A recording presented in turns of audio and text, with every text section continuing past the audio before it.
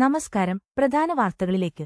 CMRL Exalogic സാമ്പത്തിക ഇടപാടുകളുമായി ബന്ധപ്പെട്ട് സംസ്ഥാനത്തെ 12 കേന്ദ്രങ്ങളിൽ നടത്തിയ റെയ്ഡിന് പിന്നാലെ രണ്ടാംഘട്ട നടപടികളിലേക്ക് വേഗത്തിൽ കടക്കുകയാണ് എൻഫോഴ്സ്മെന്റ് ഡയറക്ടറേറ്റ് അഥവാ ED.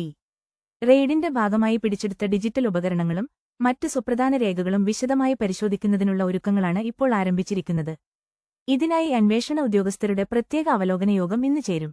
പിടിച്ചെടുത്ത ഡിജിറ്റൽ ഉപകരണങ്ങളിൽ വീണ വിജയന്റെ ഫോണും ഉൾപ്പെടുന്നുണ്ടെന്നാണ് ED വൃത്തങ്ങൾ നൽകുന്ന സൂചന. ഇത് പരിശോധിക്കുന്നത് കേസ് അന്വേഷണത്തിൽ വളരെ നിർണായകമായ ഒരു വഴിത്തിരിവായി മാറും.